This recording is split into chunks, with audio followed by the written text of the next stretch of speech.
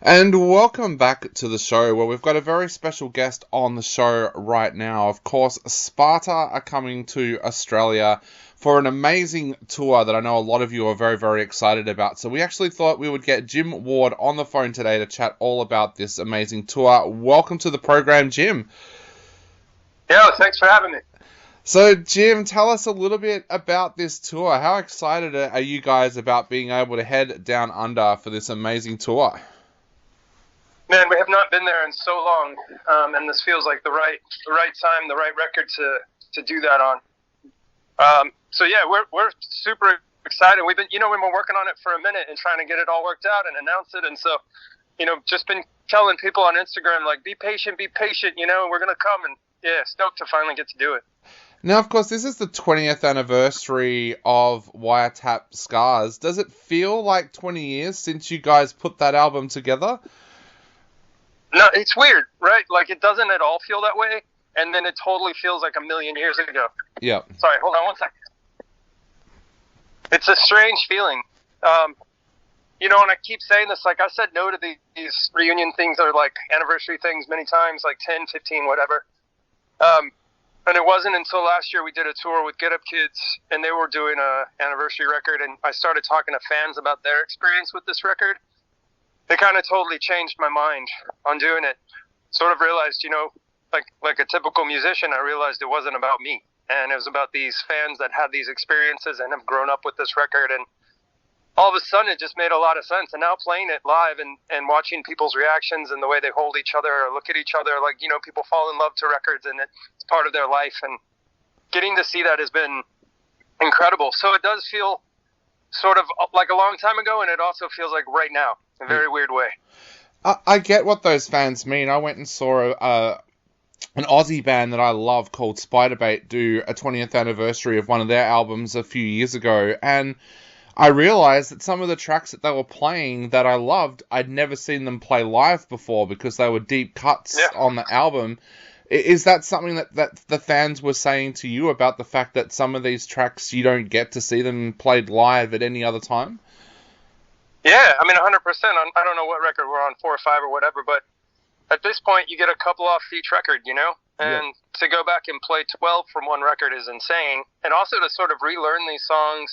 And obviously, it's a different lineup, and there's a different number of people in the band, and we've had to adjust a little bit to that. But it's been, I think, only for the better, honestly, because it's the one thing I said when we started this is that I don't want to recreate this. I don't want to relive this moment. I don't want to ever be 27 again. Like, this is a really hard time in my life. Like, I barely survived those couple of years. Yeah. Just like mentally and honestly physically and emotionally. And so I said, if we're going to do this, and we're going to do this as, I'm going to be a 46-year-old man when we start this tour. And that's what I want to be. I don't want to be anything else. So it's been like 99.9% positive reactions to that. And sort of getting to play it as a 3-piece, because we're a 3-piece now, is incredible. It's super fun and it sounds great. And I think it's cool because we're celebrating it, right? We're not recreating it. Yeah. Mentally, though, for you, what's that like going back and kind of going back over those lyrics that you wrote at that time in your life? Because there's a reason why psychiatrists say that you should burn a diary when you've gone through a rough patch. What's that like for you mentally, though? In the beginning, it was really hard, I think, because it was sort of opening some boxes that I hadn't looked at in a long time. Yeah. And what I had to do, honestly, is just really, look, in the last 10 years, I've started going to therapy and I started taking better care of myself. And I'm, trying to figure out how to be just a good human being. And part of that is a painful process of going back and looking at some of this stuff. And the only way I can look at it now is that I'm celebrating surviving that stuff. Yeah. And, because I tried pretty hard to destroy myself during that period of my life. So now to go back and sort of just say, I made it. Like, I made it, and all the fans that I'm looking at made it. We all made it here. That's the big thing. But yeah, for sure, the beginning of, cracking open that box was not a good day. A lot of anxiety on that day, I'll tell you that. Yeah, and those lyrics have helped people over the years as well. I know a lot of people that love this album because it's helped them through difficult times. Does that reassure and help you as well, knowing that there's been people out there that have been helped from what you've been through? Oh, Man, every day. Every day of this tour, somebody comes up to me and says, you know, this record got me through the passing of my dad. This record got me through a divorce. This record, because it's over 20 years, people have had lots of experiences, and they go to records that bring them comfort, right? And if this is a record that brings people comfort, then that's like, you know, probably the greatest compliment you can have as an artist is I don't care about how many records sell. I don't care about how much money I make. I don't care about any of that shit at all. Yep. What I do care about is when somebody says that this means something to me and this got me through something. That means everything to me. Yep, definitely. Going back to what we said before, are there tracks on this album that you guys hadn't played live before these 20th anniversary shows? Half of them have not been played in probably 18 years. Yep. You know what I mean? So yeah, like loads of stuff, and it's cool, man. It's really cool because also, like, you know, I sort of forget, like, I made that record. That's the first record I made as a singer. So now I'm going back and playing these songs after a 20-year career, and it's like, oh, I'm way better at this now. Like, this is fun, you know? I was going to ask you about that, because I was a huge At the Drive-In fan, and of course became a Sparta fan and straight away as well. But what was that like for you, suddenly being the frontman? Like, well, that must have been a surreal kind of time for you.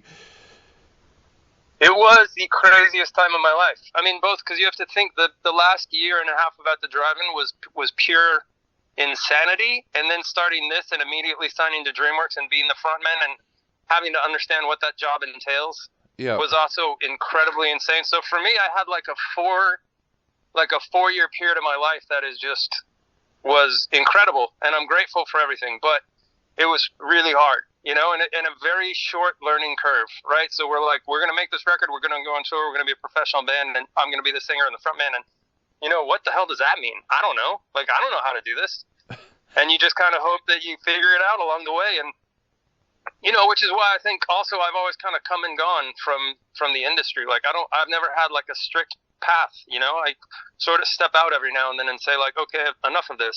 This isn't what I signed up for. Or, like, this isn't interesting to me anymore. And I still believe in art above commerce and success. So there's times when I just walk away, and being able to come back is a real fortunate thing for me. And I appreciate the fact that I get to do this because of fans, and especially Australian fans. Obviously, you guys are kind of the best in the world. So I can't wait to get back. Can't wait to play this record. Oh, thank you. Super pumped. Thank you so much for saying that. Was there any moments when you first started singing where it really hit you? I mean, I was talking to a musician once who'd gone from being a drummer in a band to a singer in another band, and he said the first show they did, he just, like some kind of memory, just walked out and went and sat behind the drums. And he said the whole band are looking at him like, what are you doing? Like, you're out the front. Were there any moments like that for you when it really struck you that, yeah, I am the singer here? I think so. Before At the Drive-In, I was a singer in a band in high school, like a tiny band. And then obviously At the Drive-In, I sang backups, and I was comfortable sort of in big crowds by that point.